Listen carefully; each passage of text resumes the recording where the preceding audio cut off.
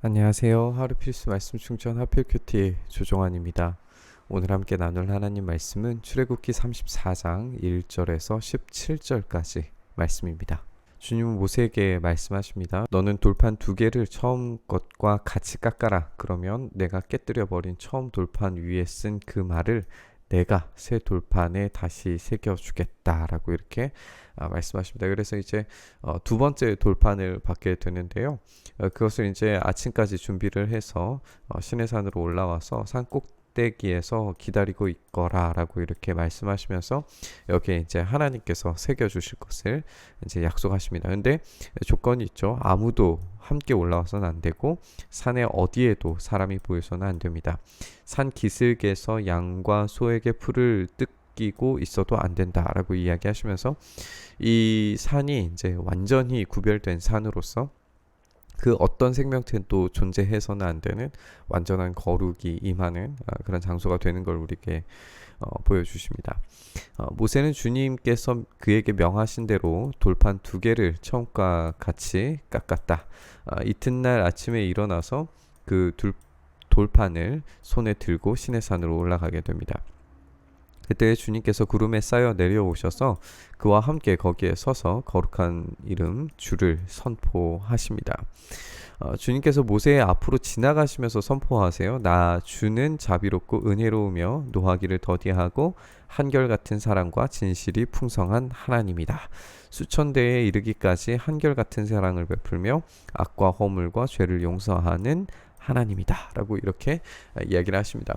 이제 주님께서 모세의 앞으로 지나가시면서 선포하셨다라고 하는 말을 좀 주의 깊게 살펴보면 우리가 이제 이스라엘 백성들이 출애굽했을 때에 6월절을 지나게 돼요. 6월이라고 하는 말이 지나가다라고 하는 넘어가다라고 하는 말의 뜻이라는 걸 생각을 해본다면 지금 하나님께서 모세의 앞을 지나가시면서 선포하시는 거예요. 그러니까 지금 6월절이 새롭게 이 모세와 함께 있는 이 공간에서 보여지게 되는 겁니다. 그리고 우리가 함께 살펴본 것처럼 하나님의 거룩을 직접 볼 수는 없어요. 직접 보게 되면 죽을 수밖에 없기 때문에 하나님께서 그 자신의 존재를 가리시지만 드러내시는 방법으로서 지나가시면서 선포하고 계시는 거예요. 첫 번째는 이제 자비롭고 은혜로우며 노하기를 더디하고 한결같은 사랑과 진실이 풍성한 하나님이다라고 이렇게 말씀하시면서 그 한결같은 사랑을 베푸실 때에 악과 허물과 죄를 용서하는 하나님으로 자신을 드러내십니다. 그런데 이렇게 용서하시는 하나님과 그러나 나는 죄를 벌하지 않은 채 그냥 넘어가지 않는 하나님이 동시에 이제 계시되는 걸 보게 돼요. 그러니까 하나님은 죄를 용서하는 분이시지만 죄를 아예 무시하는 분도 아닙니다. 아예 없애버리시는 그냥 넘기시는 그런 하나님이 아니라 죄에 대한 마땅한 책임과 채무에 대해서 이행하도록 하실 거예요. 그것에 대한 율법과 그런 과정들 그리고 규율들 이런 것들이 제시될 겁니다. 그것을 합당하게 해내지 못했을 때에 그리고 이 죄에 대한 심각성을 이스라엘 백성들이 제대로 깨닫고 알지 못하고 그에 순종하지 않았을 때에 그에 대한 책임과 책무는 이스라엘 편에 돌아오게 될 거예요. 아버지가 죄를 지으면 본인에게 뿐만 아니라 3, 4대 자손에게까지 벌을 내린다. 은혜는 수천 대까지인데 이 죄에 대한 것은 3, 4대까지 벌을 내리겠다라고 지금 경고를 하고 계세요. 그러나 우리가 이제 다른 본문들도 살펴보면 이 죄에 대한 문제가 그 죄를 지은 당사자에게만 가게 된다는 걸 우리가 다른 본문들에서 살펴볼 수 있거든요. 그렇다면 이 본인에게 뿐만 아니라 3, 4대 자손까지 벌을 내린다라고 하는 것은 그만큼의 경고라는 것을 우리가 생각을 해볼 수 있어요. 그리고 이 은혜를 수천 대까지 베푼다라고 하는 말도 마찬가지죠. 그러니까 하나님이 다윗에게 은혜를 베푸셨고 그가 얼마나 하나님께 순종했는지에 대해서 우리가 잘 알고 있잖아요. 하지만 수천 대까지 이르기까지 그 왕가가 지속되지는 않았어요. 그러니까 이거를 문자적으로 받아들이기보다 어떤 그 내용적인 측면에서 용서와 긍휼이 훨씬 더 크고 죄에 대한 책임과 책무를 지음으로써 벌을 내리시는 것은 그만큼 비교적으로 굉장히 작은 부분이라는 것을 우리가 생각을 해볼 수도 있겠습니다. 이렇게 하나님께서 선언하실 때에 모세가 급히 땅에 엎드려서 경배하며 아뢰게 됩니다. 주님께서 저에게 은총을 베푸시는 것이 사실이면 주님께서는 우리와 함께 가주시기를 바랍니다. 우리가 어제 함께 나눴던 것처럼 하나님께서 함께 하셨을 때에만 독특하게 구별된 존재가 된다는 것을 알았기 때문에 그것을 지금 간청하고 있는 걸 우리가 볼 수 있어요. 이 백성이 고집이 센 백성인 것은 사실이지만 주님께서 우리의 악과 우리의 죄를 용서해 주시고 우리를 주님의 소유로 삼아 주시기를 바랍니다 라고 이야기하면서 인애와 진실이 풍성하신 하나님께 그렇게 요청하고 있는 것을 보게 됩니다. 하나님께서 말씀하세요. 내가 이제 너희와 언약을 세운다 라고 말씀하시면서 내가 너희 모든 백성 앞에서 이 세상 어느 민족들 가운데서도 이루어진 적이 없는 놀라운 일을 하여 보일 것이다. 너희 주변에 사는 모든 백성이 나 주가 너희에게 하여 주는 그 일이 얼마나 두려운 일인지를 보게 될 것이다 라고 하면서 이제 다시 한번 율법에 대해서 이야기하시는데요. 이 내용들을 살펴보면은 우리가 23장에서 나눴던 이야기들과 이제 동일한 것들을 반복적으로 하나님께서 말씀하고 계시는 것을 보게 될 거예요. 그리고 이후에 이제 성막을 만들어내는 과정에서도 우리가 지금까지 읽어왔던 성막에 대한 내용들이 그대로 반복되는 것을 우리가 보게 될 겁니다.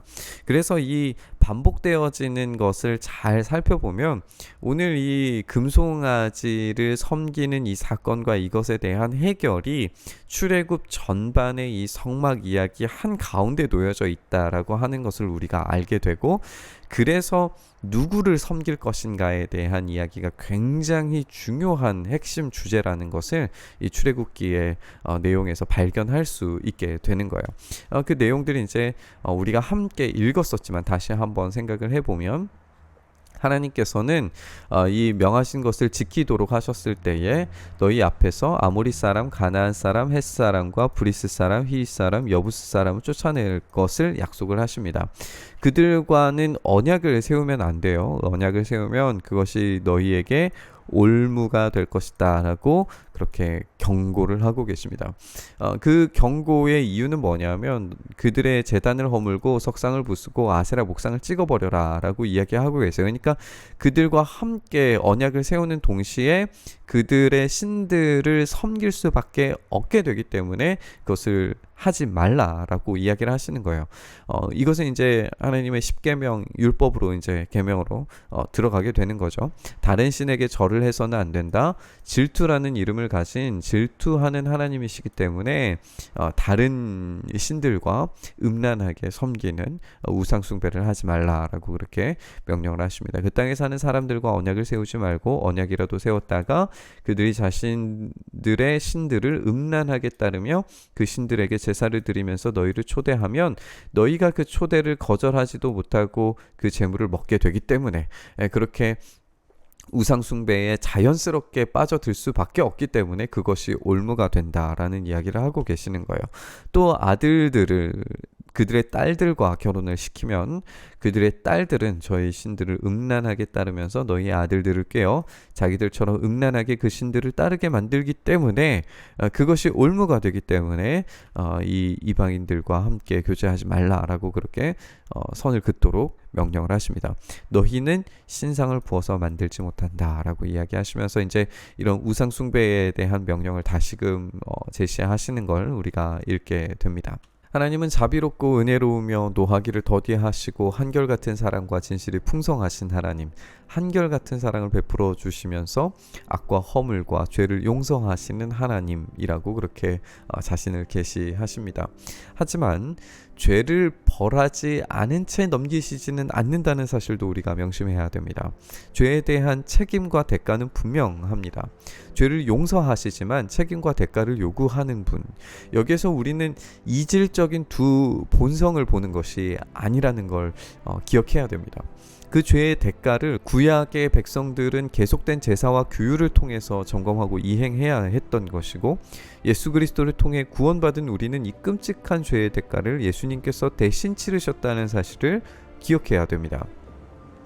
우리는 그 예수님이 우리의 죄에 대한 대가를 대신 치르셨기 때문에 용서하시는 하나님을 마침내 만날 수 있다는 사실을, 더 이상의 제사와 규율을 통하여서 우리가 용서하시는 하나님을 만나는 것이 아니라 오로지 예수 그리스도를 통해서만 용서하시는 하나님을 만날 수 있다는 사실을 우리가 알 수 있게 되는 거예요. 이스라엘은 다시금 이 거룩한 양면성을 확인을 하게 되는 것 같아요. 두려워해야 하지만 또 두려워하지 말고 하나님 앞에 나아가서 제사와 그리고 경배를 올려드려야 합니다. 죄의 책임과 동시에 거룩한 동행은 위험하지만 그에 따른 구별과 복이 분명합니다. 이제 하나님은 다시금 십계명의 계명들을 진술하시면서 명령과 순종을 요구하시게 되는 거예요.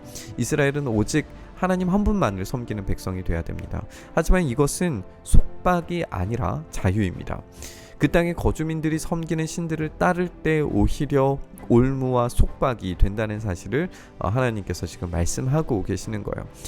이스라엘 백성들은 애굽에서 빠져나와서 또다시 올무에 갇혀서 종된 삶을 살 수는 없습니다. 그들은 자유민으로 하나님께서 꺼내셨기 때문에 자유자로서 살아가야 해요. 그렇기 때문에 이스라엘은 진정으로 예배해야 되는 대상이 무엇인지 생각해야 했고 그것을 선택해야 했습니다. 우리가 진정으로 예배해야 하는 대상이 무엇인지 좀 생각해 봤으면 좋겠어요. 우리가 무엇을 예배하기 원하며 무엇을 예배하고 있습니까? 죄의 대가를 대신 치르시고 인자와 자비를 천대까지 베푸시는 하나님께서 우리의 유일한 예배의 대상이 되기를 간절히 소망합니다. 우리가 이 마음을 담아서 우리에게 참된 자유를 주시는 죄의 대가와 죄의 그 무게는 예수 그리스도께서 담당하셨기 때문에 은혜를 천대까지 베푸신다라는 그 놀라운 엄청난 사랑을 베풀어 주시는 하나님께 우리가 나아가서 오로지 하나님 한 분만을 예배할 수 있는 경배의 유일한 대상이 되시는 하나님께만 우리의 삶을 온전히 드리는, 그래서 그 안에서 참된 자유를 맛보는 우리가 될 수 있게 해달라고 오늘의 말씀 함께 묵상했으면 좋겠습니다.